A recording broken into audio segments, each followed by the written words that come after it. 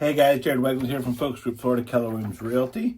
It is real estate roundup time. Let's see what's happening in Lakeland and Central Florida. These numbers blew me away today. So there's an absolutely massive price hike. We'll get to that in a second. New pending sales are up, and the mortgage rates see a small decrease. All right, let's dig into the numbers. So in the last 7 days in Polk County and this is for Lakeland. This is for Lakeland for the last 7 days closed. 3-bedroom, 2-bath stayed the same.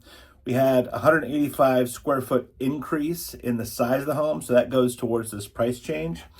The prices compared to a year ago are up 18% year over year for this particular week. That is a massive number, with the average list price of $414,000 and the average close price of $402,000. Those are pretty big differences from the past 2 weeks that were depressed and were low.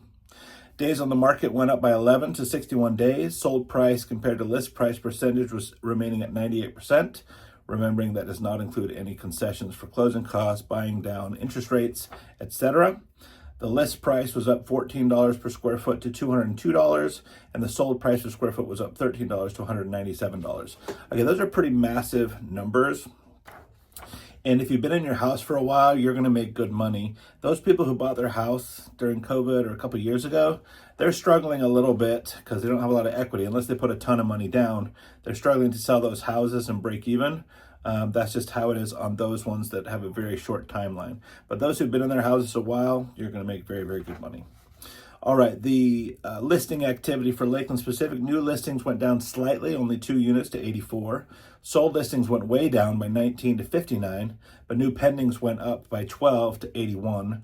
We need 100 to keep equilibrium, so we're not quite there.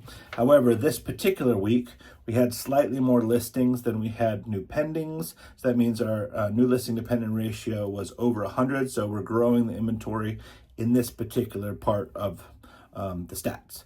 For Polk County, we had a similar story. Listings are up to 398. Sold listings are down to 244. New pendings are up to 362 with 109% replenishment. So again, adding inventory, which is great. If we look at the canceled, withdrawn, and expired listings for the week, they actually went down by 10 units. So fewer homes being removed. And that makes sense. The first report of the month always takes into account a lot of expireds and cancels.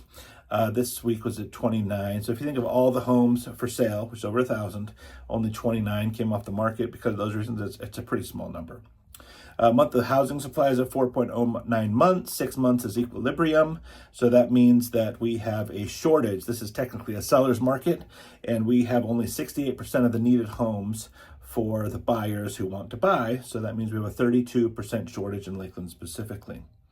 The sellers who have prepared their houses well, there's no projects, they're updated, modern, ready to go, they sell very quickly for a very good price. If they need repairs, if they need projects, if they're not moving ready, if they're not updated, it's a totally different story. Active listings went up slightly up 10 units to 1,082. Price drops, listings went up slightly to 134. That's only a 12-unit difference from last week. And for the county, there was only a 19-unit increase to 654 listings out of over 5,000 that had a price drop. So again, pretty small numbers. And then the 30-year mortgage rate changed slightly from 6.37 to 6.34. So not a lot of changes there. All right, a lot of activity going on. If you're thinking about buying, you're thinking about selling or investing, now's a really good time, because as interest rates creep down, more and more people join the market. So we're at 32% shortage right now. If we're not careful, that number is going to continue to climb. And what does that mean? You're going to have to start multiple offers on houses. That will push the prices up because the demand is so high for the good houses. The houses that aren't any good, again, another program. They can be out there for a while. Buyers are just not into that. They need something moving, ready to go, or take into account those differences, what it's going to cost, and do it at the real value. Because I just went to go visit a person, and he was very realistic. His house would have been about $750,000, but as we started to go through and do the kitchens, the bathrooms, the floors, the paint, the exterior, everything, about $600,000 to $620,000 was kind of where it was going to be.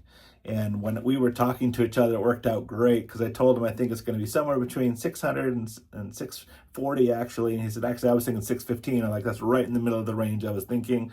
We're right on the same page. So some sellers are reasonable, but having said that, it's still hard because you have to make the updates and some people just can't stomach it. Anyway, that's what we've got today. Call us. We're here as a resource for you for all of your real estate, for all of your new home builds on your land, and for all of your renovations. All right, take care for now, guys. Bye-bye.